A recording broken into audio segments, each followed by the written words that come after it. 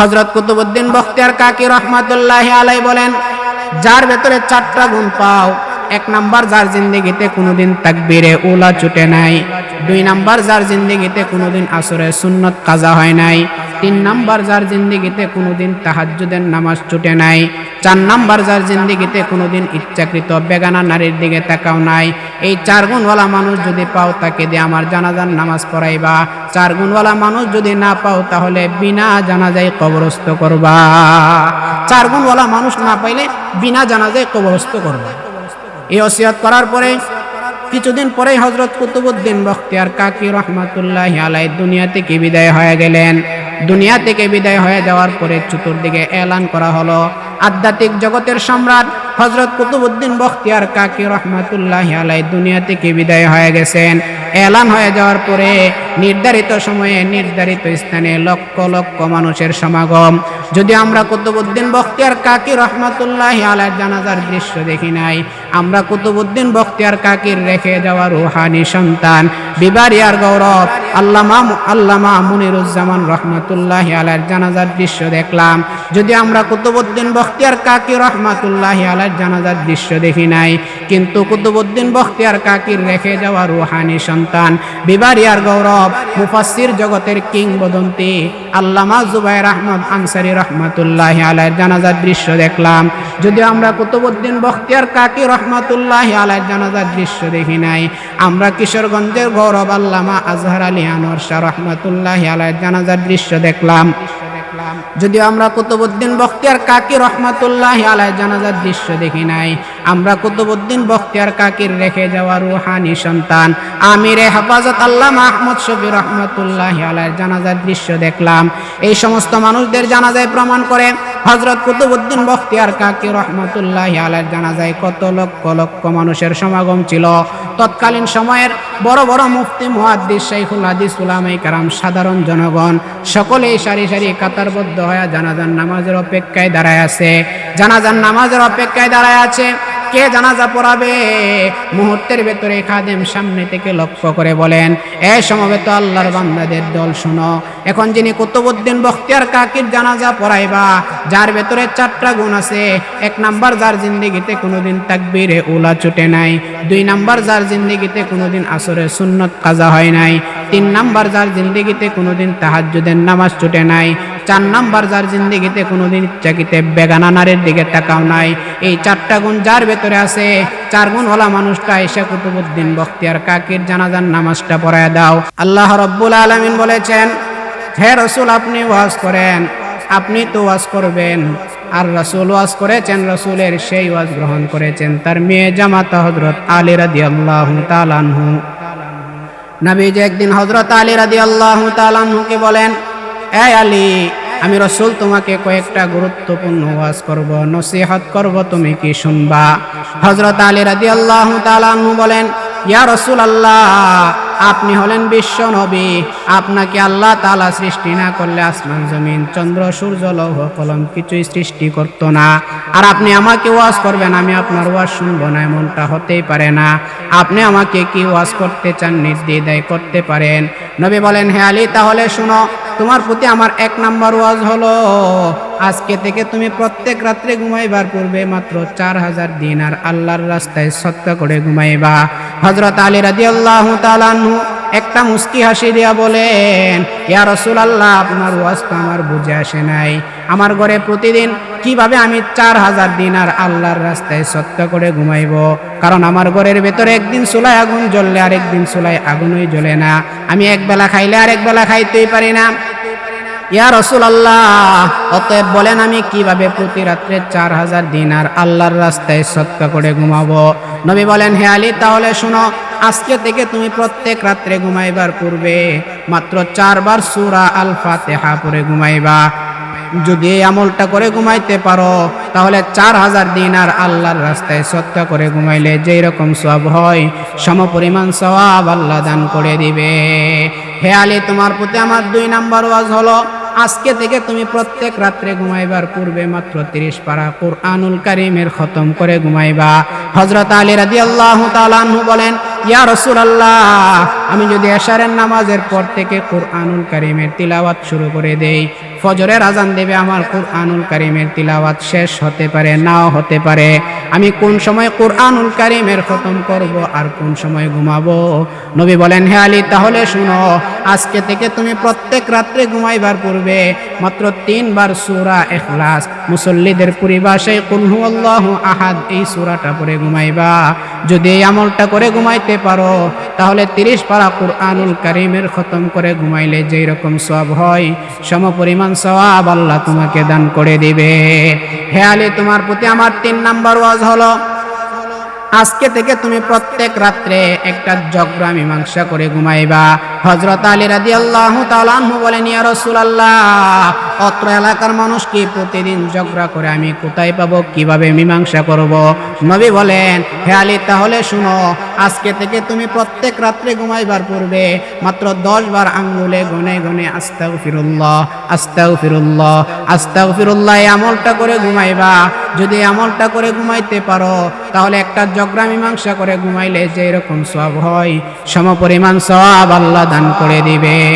হে আলী, তোমার প্রতি আমার 4 নাম্বার ওয়াজ হলো, আজকে থেকে তুমি প্রত্যেক রাত্রে ঘুমাইবার পূর্বে জান্নাতের মূল্য দিয়ে ঘুমাইবা।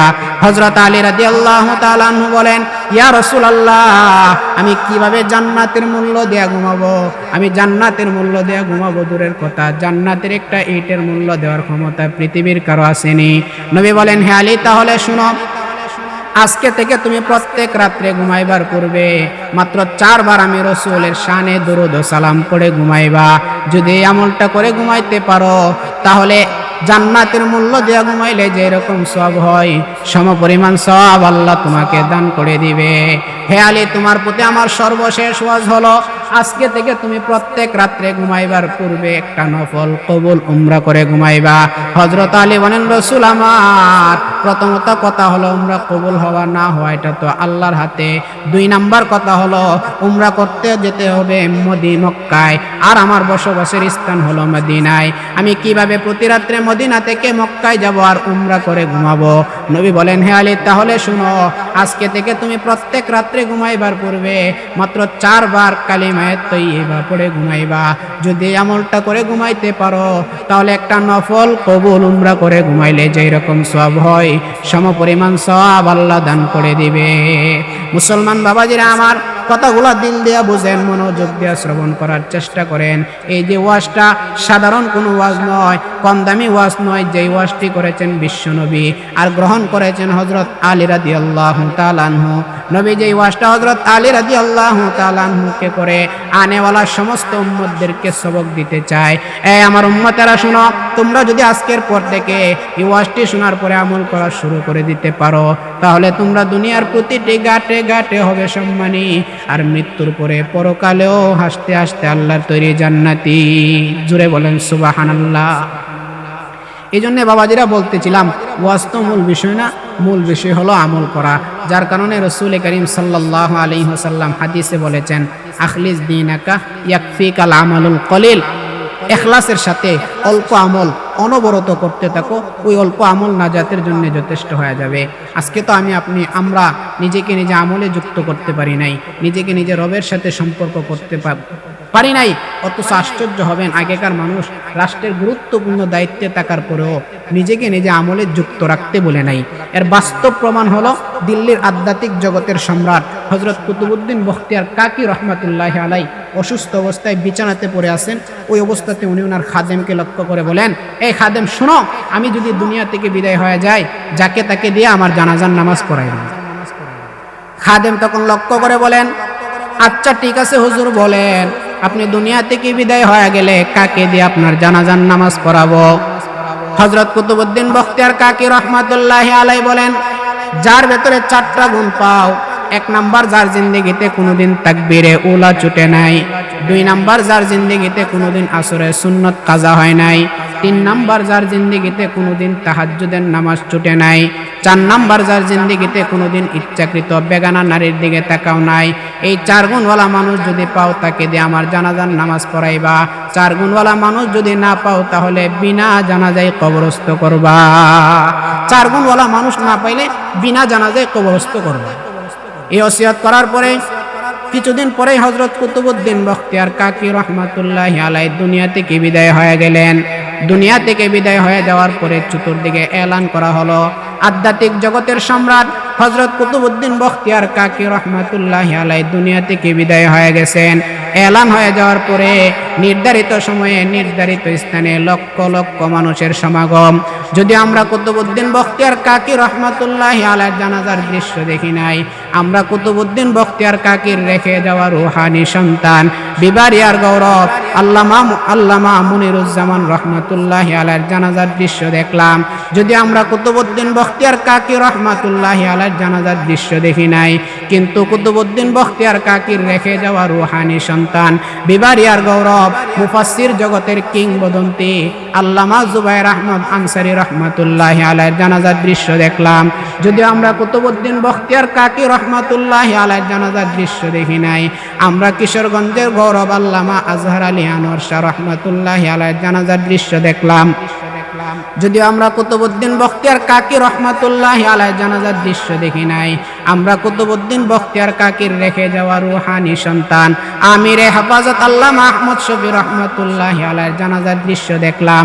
এই সমস্ত মানুষদের জানাজায় প্রমাণ করে হযরত কুতুবউদ্দিন বখতিয়ার কাকি রহমাতুল্লাহি আলাইহির জানাজায় কত লক্ষ লক্ষ মানুষের সমাগম ছিল। তৎকালীন সময়ের বড় বড় মুফতি মুহাদ্দিস শাইখুল হাদিস উলামায়ে কেরাম সাধারণ জনগণ সকলেই সারি সারি কাতারবদ্ধ হয়ে জানাজার নামাজের অপেক্ষায় দাঁড়ায় আছে, জানাজার নামাজের অপেক্ষায় দাঁড়ায় আছে। কে জানাজা পড়াবে? মুহূর্তের ভেতরে খাদেম সামনে থেকে লক্ষ্য করে বলেন, এ সমবেত আল্লাহর বান্দাদের দল শুনো, এখন যিনি কুতুবউদ্দিন বখতিয়ার কাকির জানাজা পড়াইবা, যার ভেতরে 4টা গুণ আছে। 1 নাম্বার, যার জিন্দেগিতে কোনোদিন তাকবীরে উলা ছুটে নাই। 2 নাম্বার, যার জিন্দেগিতে কোনোদিন আসরের সুন্নত কাজা হয় নাই। 3 নাম্বার, যার জিন্দেগিতে কোনোদিন তাহাজ্জুদের নামাজ ছুটে নাই। 4 নাম্বার, যার জিন্দেগিতে কোনোদিন ইচ্ছাকৃতে বেগানা নারীর দিকে তাকাও নাই। এই 4টা গুণ যার ভেতরে আছে, 4 গুণ ওলা মানুষটা এসে কুতুবউদ্দিন বখতিয়ার কাকির জানাজার নামাজটা পড়ায় দাও। এলান করার পরে সমবেত সমস্ত মানুষেরা সকলেই তাদের মাথা নোয়া দিলেন। মাথা নোয়া সকলেই যার যার অতীত তালাশ করতে লাগলেন। কেউ তাকায় দেখে কারো ভেতরে 3 গুণ থাকলে আরো 1টা নাই, কারো ভেতরে 2 গুণ থাকলে আরো 2টা নাই, কারো ভেতরে সমবেত মানুষেরা শোনো, এখন যিনি কুতুবউদ্দিন বখতিয়ার কাকি রহমাতুল্লাহি আলাইহির জানাজার নামাজ পড়াইবা, যার ভেতরে 4টা গুণ আছে। 1 নাম্বার, যার জিন্দেগিতে কোনোদিন তাকবীরে উলা ছুটে নাই। 2 নাম্বার, যার জিন্দেগিতে কোনোদিন আসরের সুন্নত কাজা হয় নাই। 3 নাম্বার, যার জিন্দেগিতে কোনোদিন তাহাজ্জুদের নামাজ ছুটে নাই। 4 নাম্বার, যার জিন্দেগিতে কোনোদিন ইচ্ছাকৃত বেগানা নারীর দিকে তাকাও নাই। এই 4টা গুণ যার ভেতরে আইসা আছে, এখন আইসা কুতুবউদ্দিন বখতিয়ার কাকির জানাজার নামাজটা পড়ায়া দাও। এলান করার পরে দীর্ঘ সময় অতিবাহিত হয়ে গেল। কেউ আইসা জানাজার নামাজ পড়াইতে পারে না, কেউ আইসা জানাজার নামাজ পড়াইতে পারে না। এমন সময় লক্ষ্য করে দেখেন একজন আল্লাহর বান্দা চেহারার ভেতরে রুমাল দেয়া চেহারাটাকে ডাইকা সামনে আইসা বলেন, এই সমবেত মানুষেরা শুনো, আল্লাহ তাআলার ফজল ও দয়া ফজল ও করমে আমার ভেতরে 4টা গুণ আছে। এই কথা বলে উনি জানাজার নামাজটা পড়াইবেন। জানাজার নামাজ পড়ানোর আগ মুহূর্তে হযরত কুতুবউদ্দিন বখতিয়ার কাকির চেহারা থেকে কাফনের কাপড়টাকে সরাইয়া কপালের ভেতরে একটা চুমু খায়া বলেন, ও হে আল্লাহর বান্দা, আপনি তো আল্লাহ তাআলার জান্নাতের মেহমান হয়ে দুনিয়া থেকে বিদায় হয়ে গেলেন। বাকি আমি আল্লাহ তাআলার সাথে যে 4টা দামি দামি গুণ দিয়ে কথা বলতাম, আপনি আমার সেই গুণগুলা মানুষের সামনে প্রকাশ করে গেলেন। বাকি অসুবিধা নাই। ময়দানে মাহশরে হাসরের মাঠে যেদিন আমি আসামির কাঠগড়ায় দাঁড়ায় যাব, ওই দিন কিন্তু আপনি আমাকে না নিয়ে জান্নাতে যায়েন না। বাবাজিরা আশ্চর্য হবেন, কে তিনি ছিলেন? তিনি আর কেউ নয়, তৎকালীন সময়ের দিল্লির বাদশাহ হযরত শামসুদ্দিন আলতামাশ রহমাতুল্লাহি আলাইহি। একজন বাদশাহ হওয়ার পরেও নিজেকে নিজে আমলে যুক্ত করে ফেলেছেন। এই জন্য নিজেকে নিজে আমলে যুক্ত রাখা। আসুন বাবা, কথা লম্বা করব না, যে আয়াতটা তেলাওয়াত করেছিলাম আয়াতের দিকে নিয়ে যাই। আমার তিলাওয়াতকৃত আয়াতের ভেতরে আল্লাহ তাআলা, আমরা যে মুমিন, নিজেকে নিজে ইমানদার দাবি করি, ইমানের মাপকাঠি আল্লাহ আমার তিলাওয়াতকৃত আয়াতে বর্ণনা করেছেন। আল্লাহ বলেন, আমিনু কামা আমানান নাস। আল্লাহ রাব্বুল আলামিন বলেন, হে দুনিয়ার মানুষ, তোমরা ঈমান আনো ওই সমস্ত মানুষদের মতো ঈমান যারা নাকি ঈমানের জন্য নিজের জীবনটাকে বিসর্জন দিয়ে দিছে। কারা ইমানের জন্য নিজের জীবনটাকে বিসর্জন দিছে? বাবাজিরা, আপনি যদি আয়াতের ব্যাখ্যা খুঁজতে যান তো তাফসিরের কিতাবে 3টা ব্যাখ্যা পেয়ে যাবেন। এর ভেতরে একটা ব্যাখ্যা হলো আমিনু কামা আমানান নাস, তোমরা ঈমান আনো যেরকম ভাবে সাহাবায়ে কেরাম ঈমান এনেছেন। সাহাবায়ে কেরাম কিভাবে ঈমান আনছেন?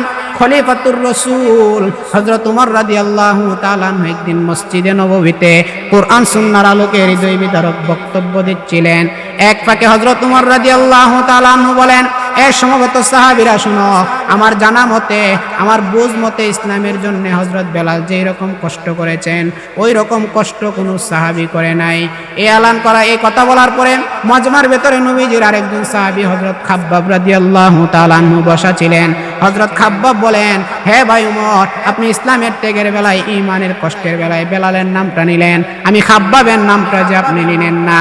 হযরত ওমর বলেন, খাব্বাব, তুমি ইসলামের জন্য কেমন কষ্ট করছো আমি জানি না, দেখিও নাই, বুঝিও নাই। ঠিক আছে, তুমি বলো তুমি ইসলামের জন্য, ঈমানের জন্য কেমন কষ্ট করছো।